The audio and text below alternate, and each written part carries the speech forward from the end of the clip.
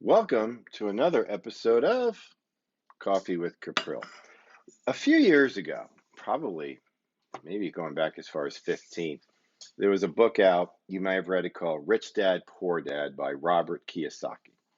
And essentially what he was talking about the book is the fact that he had his father and a stepfather, and the difference in their lives as it relates to the issue of money.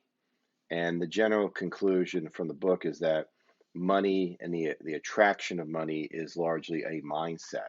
And if you have the right mindset, you can succeed. And that is true. I mean, there's very few people in life who have succeeded without some challenges. And what got them through it was their belief in themselves. So if we think about athletes, for example, we often think that all athletes are born great. But that's not necessarily true. In fact, some sports are full of challenges. I mean, take the greatest golfer since Jack Nicklaus, Tiger Woods. And if you want to say he's better than Jack, I'm okay with that too, by the way. I love, as a player, he's a great player. But, that was not an easy thing for him. This is a kid who did not grow up wealthy, um, black, Asian. What most people think about in terms of the country club world back then especially was anything like that. Typically, what would happen if you were a very good player, young junior player, and your family didn't have money, the local country club would basically adopt you as one of their own as far as membership and using the club. That didn't happen to Tiger Woods. But he had this incredible mindset for success, and it carried over. Now, he's a flawed human being like every one of us is flawed, okay? But in terms of his belief in what he could accomplish. And that is true with people of industry, etc. So that's what Kiyosaki's book is largely about. Unfortunately, Kiyosaki loves to try to predict the future. And I think it's largely because certain organizations he's affiliated with pay him money to do so. So whether it be Silver, for example. It is very easy to get eyeballs and to get listeners when you're predicting doom and gloom, as he is doing at the moment. I was just stumbling across one of the websites that I get my financial news, and he's, oh, we're headed for some, collapse, catastrophe. And I always try to point out that if it was that easy, then, well, we would be heading for the catastrophe now. I mean, obviously, something has to happen between now and the catastrophe for the catastrophe to occur. Otherwise, it would happen immediately.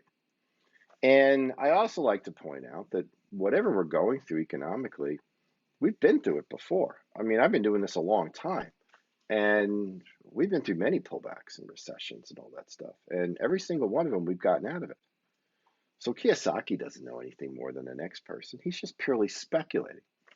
But his speculation gets enough people to listen to him to where he can sell his services, he can write books, he can be guests on shows, whatever the case might be. Just remember, there are no gurus in the world. There aren't, particularly in matters of finance. Because the only way in a matter of finance that you're going to know what the markets will do is if you know what the news is going to be. And since you don't know that, you're speculating. And if you're going to speculate, do it at a casino, because the good ones will give you free drinks. But I'm an optimist largely because history has always been on the side of the good news.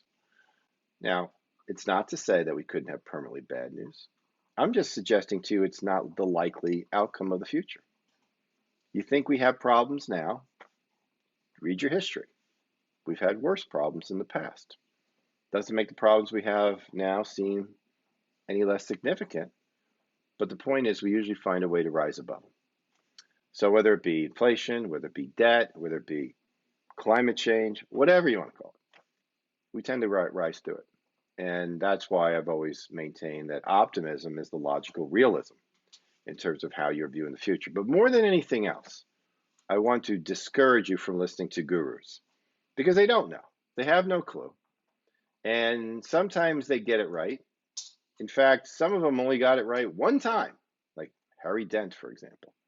And for that reason, they're brought on shows again and again and again. and usually to talk the message of doom and gloom, which, if you go back and look at these people long enough and study their history like I do, they've been wrong far more times than they've been right. All right. So have a great week. And if you need me, don't hesitate to reach out. Take care.